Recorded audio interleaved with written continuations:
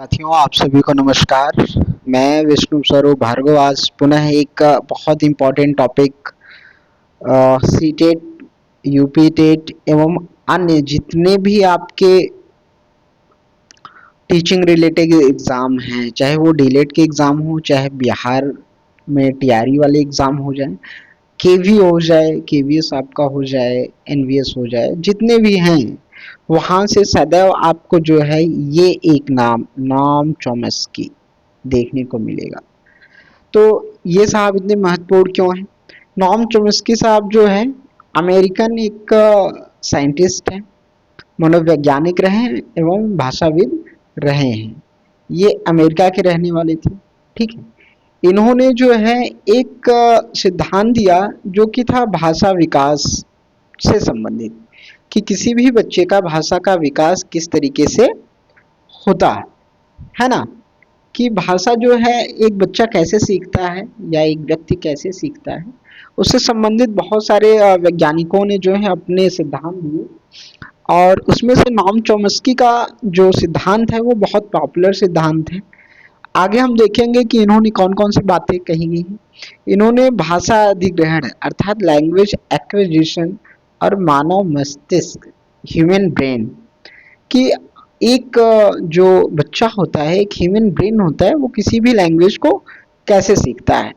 मैं विष्णु स्वरूप आज आप लोगों के बीच में जो है ये पीपीटी लेके आया हूँ, जहाँ पे आपको इस सिद्धांत से, अगर आप सीटेट की तैयारी करने वाले लोग हैं तो आप लिख के ले लीजिए कि 1 से 2 प्रश्न हमेशा आएंगे।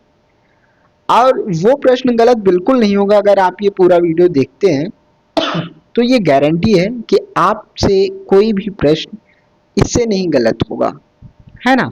चलिए देखते हैं आगे। तो ये अपने साइंटिस्ट हैं नॉम चॉम्स्की साहब, बहुत फेमस है, अमेरिकन साइंटिस्ट हैं। तो नॉम चॉम्स्की साहब जो हैं ये कौन है, क्यों इनका नाम इतना ज़्यादा आता है हम लोगों के सिलेबस में। तो नॉम चॉम्स्की साहब प्रसिद्ध एक भाषाविद, दार्शनिक और संज्ञानात्मक वैज्ञानिक रहे हैं। इन्होंने जो है भाषा विज्ञान में क्रांतिकारी योगदान दिया, कि भाषा विज्ञान जो है उसमें इन्होंने क्रांतिकारी योगदान दिया और इन्होंने एक नए शब्द की उत्पत्ति की, उत्पत्तिवादी व्याकरण अर्थात जनरेटिव ग्रामर। इसको हम जो है यूजी भी कहते हैं। UG means universal grammar, universal grammar भी इसको कहा जाता है। देखिए, यूनिवर्सल ग्रामर चॉम्स्की साहब का मानना था कि विश्व में जितने भी भाषाएं बोली जाती हैं उन सब का एक व्याकरण होता है, और वो जो है सारी भाषाएं जो हैं वो किसी न किसी प्रकार से एक दूसरे से जुड़ी हुई हैं। उनके जो ग्रामर का सिस्टम है वो किसी न किसी प्रकार से एक दूसरे से लिंक है ना। तो ये आपके चॉम्स्की साहब का यही मानना था, और इन्होंने भाषा विकास के सिद्धांत का जो आधार था इनका, वो मानव मस्तिष्क में जन्मजात भाषा की क्षमता। देखिए, बहुत सारे भाषा के विकास से संबंधित वैज्ञानिक हुए, तो इन्होंने क्या माना कि जो ह्यूमन बीइंग होता है उनके ब्रेन में पहले से एक डिवाइस होती है। क्या होती है? एक डिवाइस होती है जिसको इन्होंने कहा LAD। क्या कहा? LAD। एल से होता है लैंग्वेज एक्विजिशन डिवाइस। इनका मानना था मस्तिष्क में एक जन्मजात भाषा क्षमता सीखने की तकनीकी रहती है, दक्षता रहती है, जिसको LAD कहा जाता है। ठीक है, लैंग्वेज एक्विजिशन डिवाइस, भाषा अर्जन युक्ति। तो आगे हम बढ़ते हैं, देखते हैं कि इससे संबंधित LAD क्या है आपका।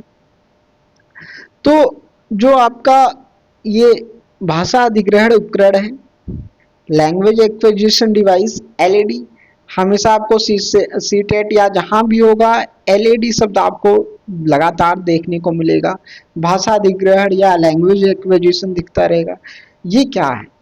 चॉम्स्की साहब अपनी सिद्धांत में क्या कहते हैं? कहते हैं कि चॉम्स्की साहब का जो मानना है वो है कि मनुष्य जन्मजात भाषा अधिग्रहण उपकरण LAD के साथ पैदा होता है। अर्थात इनका मानना था कि कोई किसी भी बच्चे में भाषा सीखने की जो शक्ति होती है वो जन्मजात होती है और इनके मस्तिष्क में एक तरीके की डिवाइस पाई जाती है जिसको एलईडी कहते हैं। एलईडी एक मानसिक तंत्र है जो बच्चों को भाषा के नियम तेजी से सीखने में मदद करता है। यह सिद्धांत पर्यावरणीय प्रभावों के साथ साथ जन्मजात क्षमता को जोड़ता है। अर्थात चॉम्स्की साहब का मानना था कि कोई भी बच्चा जो है वो लैंग्वेज अपने परिवेश के साथ साथ जो है और परिवेश के साथ साथ जन्मजात क्षमता होती है किसी भी लैंग्वेज को सीखने की। हम भी देखते हैं अपने परिवेश में कोई भी बच्चा जिस भी भाषाई परिवेश में रहता है वो भाषा वो आसानी से सीख लेता है बिना किसी पढ़ाई या किसी युक्ति के। तो ये कैसे? तो यही चॉम्स्की साहब का मानना था कि कैसे होता है। और इसके बाद एलईडी के साथ साथ इन्होंने बताया जन्मजात व्याकरण अर्थात यूनिवर्सल ग्रामर इन्होंने बताया। ये शब्द नया है, ठीक है। चॉम्स्की साहब ने सर्वप्रथम इस शब्द का प्रयोग किया और चॉम्स्की साहब का मानना था कि सभी मानव भाषा में साझा व्याकरणिक संरचनाएं होती हैं। मतलब ऑल ओवर वर्ल्ड में जितने भी लैंग्वेज आपके बोले जाते हैं सभी की व्याकरण जो है ग्रामर जो है लगभग समान होती है और यूनिवर्सल ग्रामर जो होती है सभी भाषाओं के लिए जन्मजात नियमों का समूह होता है ना। उदाहरण से समझते हैं वाक्य संरचना जो है विषय कर्म क्रिया कर्म सभी भाषाओं में समानता दिखती है।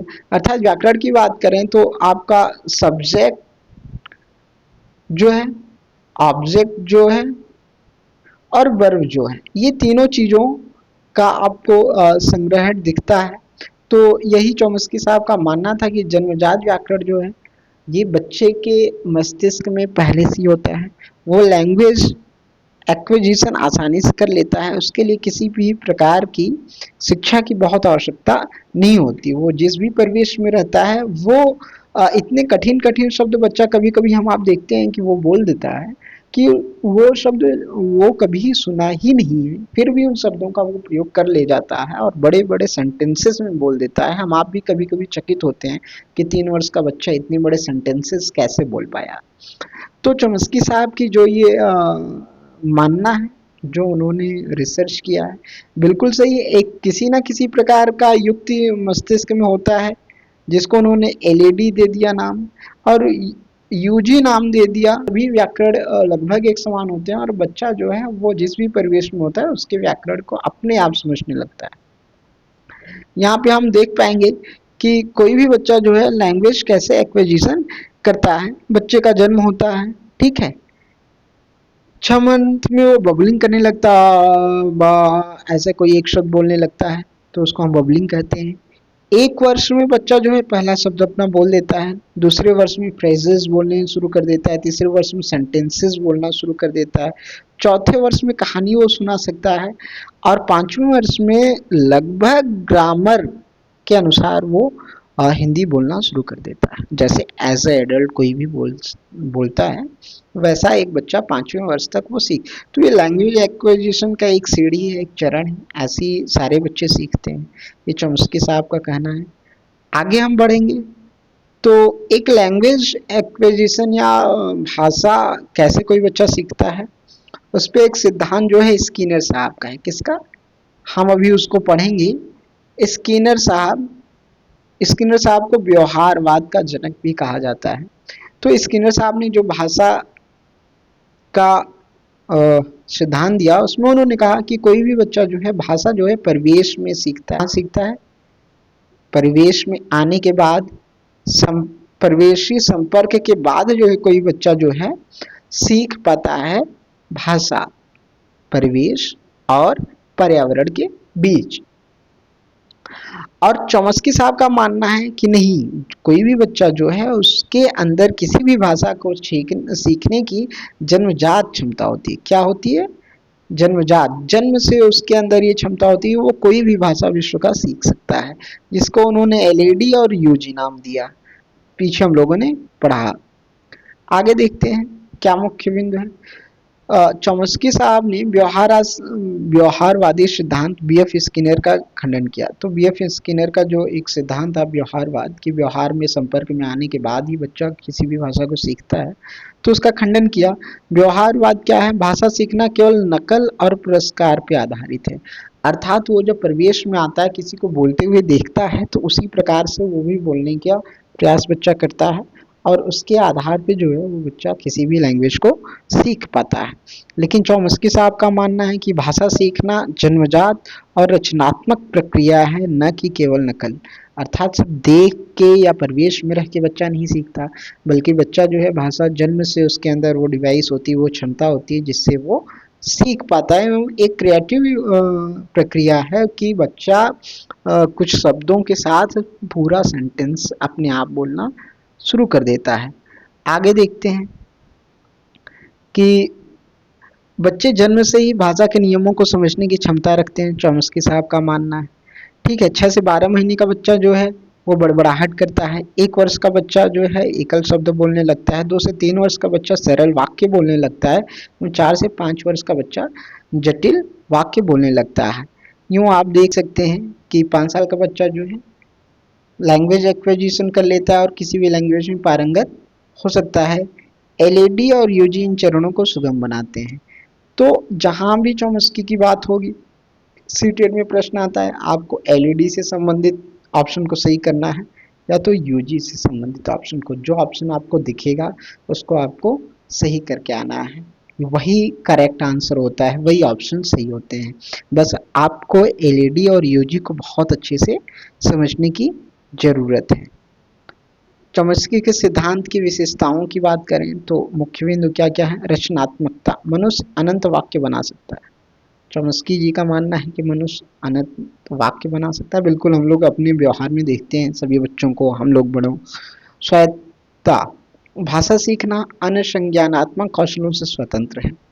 गति, बच्चे कम से भाषा सीख लेते हैं। तो चॉम्स्की के सिद्धांत की ये विशेषताएं हैं, देख लीजिए, रचनात्मकता, स्वायत्तता और गति। इसके आगे हम बढ़ते हैं, देखते हैं इनके जो ये सिद्धांत इन्होंने दिया इसकी आलोचना और सीमाएं क्या क्या हैं। आलोचना इनका है कि जन्मजात क्षमता का प्रत्यक्ष प्रमाण अभी तक नहीं मिल पाया। अन्य साइंटिस्ट मनोविज्ञानी क्या लोग कहते हैं कि जन्मजात क्षमता का कोई प्रत्यक्ष प्रमाण नहीं है, हम देख पाते हैं अपने, लेकिन उसका प्रमाण अभी तक उपस्थित नहीं है। सामाजिक और पर्यावरणीय प्रभावों को कम आंकने का आरोप है। जैसा कि स्किनर साहब व्यवहारवाद में ये बात कही जाती है, सामाजिक और पर्यावरणीय प्रभाव बच्चे की भाषा के विकास में अहम योगदान देता है। तो इसका इनके सिद्धांत में थोड़ा सा कम आंका गया है और कुछ वैज्ञानिकों का मत है कि भाषा सीखना अधिक जटिल और संयुक्त प्रक्रिया है।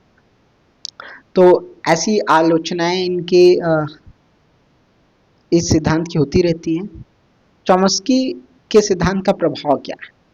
भाषा विज्ञान, मनोविज्ञान और शिक्षा पे गहरा प्रभाव, भाषा शिक्षण पद्धतियों में सुधार और संज्ञानात्मक विकास में जन्मजात बनाम पर्यावरण बहस को प्रेरित किया। ठीक है, तो कोई भी बच्चा जो है, अभी स्किनर का हम लोग पढ़ेंगे। ठीक है, तो अगले वीडियो में हम लोग फिर से मिलते हैं। अगले वीडियो में हम लोगों का क्या होगा कि प्रीवियस ईयर जो है आपके क्वेश्चन बैंक हम लोग कराएंगे, है ना।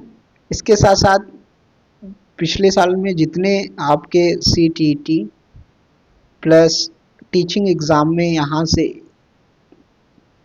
प्रश्न आए हैं उस पर हम लोग डिस्कस करेंगे।